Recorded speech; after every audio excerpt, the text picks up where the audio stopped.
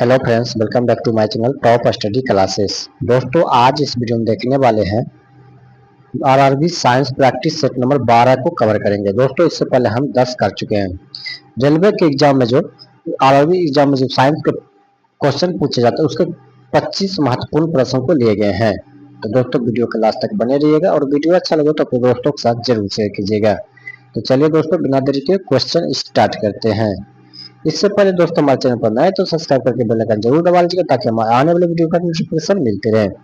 दोस्तों, PDF Telegram group join कर लें जिसका लिंक डिस्क्रिप्शन में दिया हुआ है।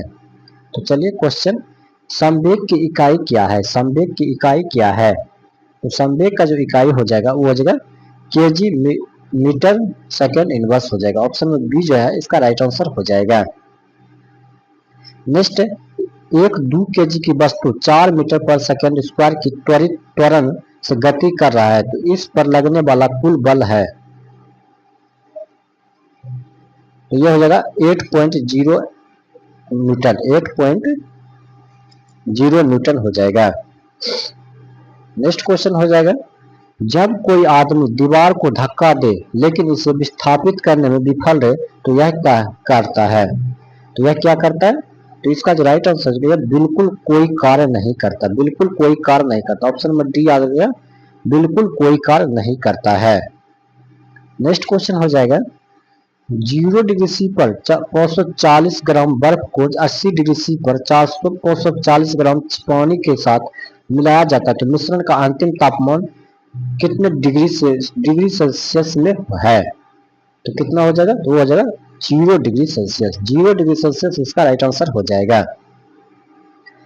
आभासी और सीधी छवि के लिए दर्पण का आवर्धन होना चाहिए। आभासी और सीधी छवि के लिए दर्पण का आवर्धन होना चाहिए। तो जो आवर्धन होना चाहिए यह होता है धनात्मक। धनात्मक इसका राइट आंसर हो जाएगा। चलते हैं नेक्स्ट क्वेश्चन देखते हैं। नेक्स्ट है, 20 ओम के दो प्रतिरोधकों के समांतर रूप से एक दूसरे के साथ जोड़ा जाता है, तो फिर इस संयोजन को 10 ओम के प्रतिरोध से जोड़ा जाता है, तो उसका समतुल्य प्रतिरोध कितना होगा? तो समतुल्य प्रतिरोध जो हो जाएगा वो हो जाएगा 20 ओम हो जाएगा। 20 ओम इसका राइट आंसर हो जाएगा। नेक्स्ट है, वायु के तापमान में परिवर्तन से ध्वनि का निम्नलिखित में से कौन सा गुण प्रभावित होता है? ये जो गुण प्रभावित होता है ये तरंग दैर्घ्य। तरंग दैर्घ्य इसका राइट आंसर हो जाएगा।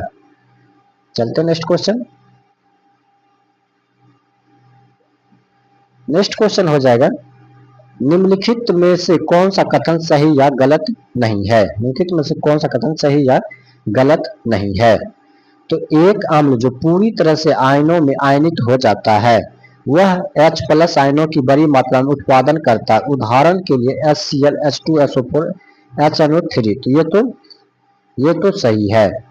एक अम्ल जो आंशिक रूप से जल में आयनित हो जाता है वह H+ आयनों की कम मात्रा में उत्पादन करता है। उदाहरण के लिए CH3OOH और H2SO3। तो ये भी सही है। तो ऑप्शन नंबर बी, ए और बी दोनों सही दिया गया है।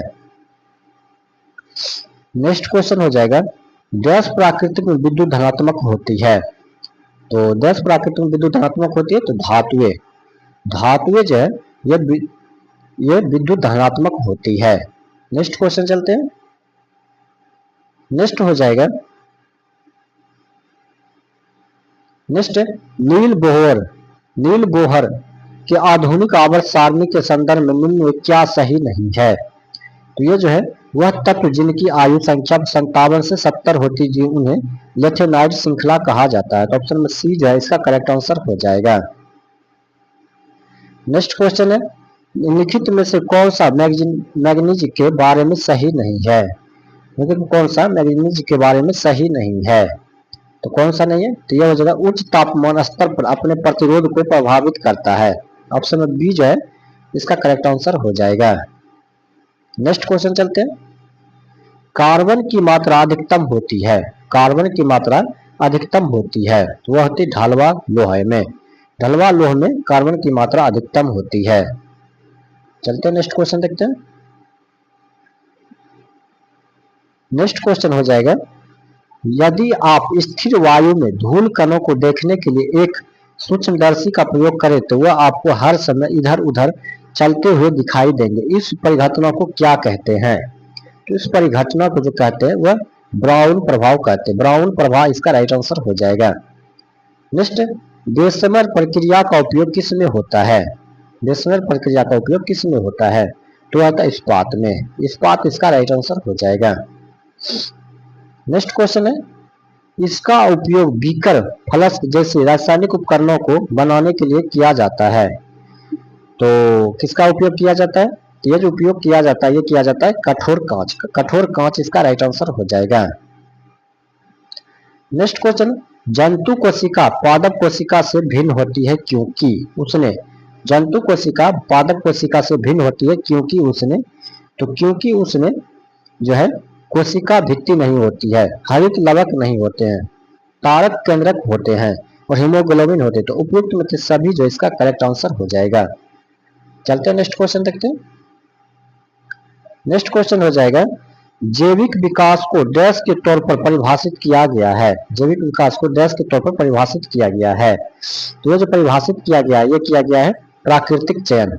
ऑप्शन में सी आएगा प्राकृतिक चयन, इसका राइट आंसर हो जाएगा। नेक्स्ट क्वेश्चन, निम्नलिखित में से कौन सा कथन गलत है? निम्नलिखित में से कौन सा कथन गलत दिया गया है? तो इनमें से कौन सा कथन गलत दिया गया है?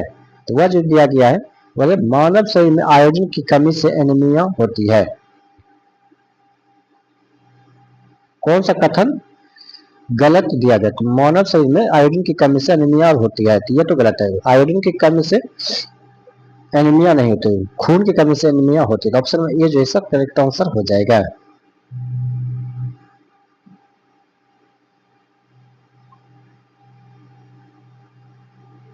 नेक्स्ट क्वेश्चन हो जाएगा, भोजन नली की दीवारों के संकुचन और प्रसारण को डैश गति कहा जाता है।